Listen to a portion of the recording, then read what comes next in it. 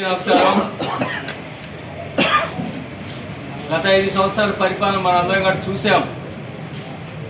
ఒక్క క్యాస్ట్ని కూడా మిస్ కాకుండా ప్రతి ఒక్కరిని కూడా ఇబ్బంది పెట్టిన దాఖలాలు వైసీపీ ప్రభుత్వంలో మనందరం కూడా చూసాం. మనం ఎంతోమంది కూడా ఎదుర్కొన్నాం.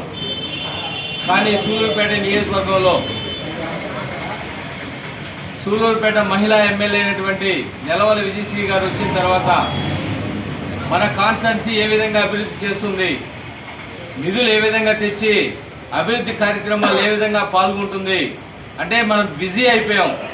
ఈ 18 నెలల కాలంలో కూటమి ప్రభుత్వ నాయకులు కావచ్చు, ఎమ్మెల్యేలు కావచ్చు, ప్రతి ఒక్కరు కూడా బిజీ షెడ్యూల్లో మా ఏరియాకి రోడ్డు కావాలి, మా ఏరియాకి ఇంకోటి కావాలి అని చెప్పేసి మనం ఎమ్మెల్యే చుట్టూ మనం తిరిగితే ఎమ్మెల్యే గారు ముఖ్యమంత్రి చుట్టూ నారా లోకేష్ గారి చుట్టూ తిరిగి ఈ కాన్స్టిట్యున్సీకి ఎన్నో కోట్ల రూపాయల నిధులు తీసుకొని వస్తూ ఉండి మనం ప్రజల్ని కావచ్చు, అన్ని రంగాల్లో కావచ్చు మనం ముందుకు పోతా ఉన్నాం అని తెలియజేస్తా ఉన్నాం.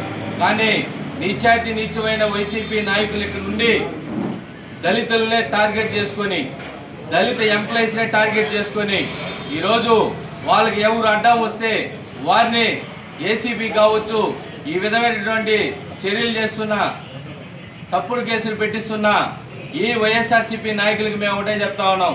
మరీ ముఖ్యంగా పెళ్లకూరు మండలంలో నీచమైన ఎదవ నాయకుడు ఎవరైనా ఉన్నారంటే అది సత్యనారాయణ రెడ్డి. ఉదయం ఆయన వయసు కూడా 85 సంవత్సరాలు ఉంది.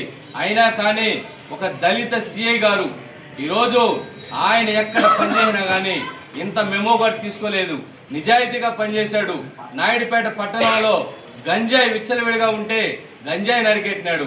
అదేవిధంగా మద్యం తాగి బైకులు తోలి యాక్సిడెంట్లు అవుతుంటే అన్నింటినీ కూడా అరికట్టినాడు. ఎన్నో చూసాం మేము కళ్ళెదురుగా. అట్టాటి మంచి ఎంప్లాయీని, మంచి ఉద్యోగిని ఆయన్ని ఒక ట్రాప్ చేసి 30,000 రూపాయలు అనేది అసలు సంబంధం లేని విషయంలో సిఐ బాబీ గారిని ఇరికించి ఆయన్ని ఈరోజు ఏసీబీ వాళ్ళకి పట్టించడం జరిగింది. మేము ఒకటే అడుగుతాం, సత్యనారాయణ గారు మీరు నిజాయితీగా నిబద్ధతగా 5 ఏళ్ళు పరిపాలించారని చెప్పి అడుగుతా ఉన్నా. నీ పెళ్లకూరు మండలం అంతా కూడా అన్యాయంగా ఎంప్లాయీస్ని కూడా ఎంతో మందిని కూడా ఇబ్బంది పెట్టిన దాఖలాలు మేము అందరం కూడా చూసాం. కానీ నువ్వు ఇంకైనా మారుతావులే అనుకున్నావు కానీ నువ్వు మారలేదు. కానీ ఇక్కడ ఉండేది నెలవల సుబ్రహ్మణ్యం, అదేవిధంగా నెలవల విజయశ్రీ గారు. నీ తాట తీస్తారు సత్యనారాయణ రెడ్డి, నీ తాట తీస్తారు, గుర్తుపెట్టుకో. ఇదే విధంగా ప్రవర్తిస్తే దళితులు అందరం కలిసి నీ ఇంటిని ముట్టడిస్తాం. నెలవల సుబ్రహ్మణ్యం గారి ఆధ్వర్యంలో గుర్తుపెట్టుకో. నువ్వు జాగ్రత్తగా ఉండు. దళిత ఎంప్లాయీస్ అంటే నీకు అంత చులకనా? ఈరోజు నువ్వు టార్గెట్ చేసి మా దళిత సిఐ గారిని నువ్వు ఈరోజు పట్టుకొట్టావు. నువ్వేమైనా చేసుకో, నువ్వు హ్యాపీగా ఆయన్ని, నీకు అధికారం ఉంటే, నీకు ఇన్ఫ్లుయెన్స్ ఉంటే నేరుగా ఆయన్ని పోయేసి ట్రాన్స్ఫర్ చేయించు, లేదా ఒక మెమో తీయించు. ఇవన్నీ వదిలేసి పొట్టగొడతావా? నీచమైన బతుకు నీది సత్యనారాయణ. నువ్వు ఇదే విధంగా ఉంటే ఖబర్దార్, నీ అంతు తేలేస్తావు సత్యనారాయణ, గుర్తుపెట్టుకో. నీకు కొమ్ము కాసే నీ మాజీ ఎమ్మెల్యే కూడా చెప్తా ఉన్నావు, సంజయ్ కూడా.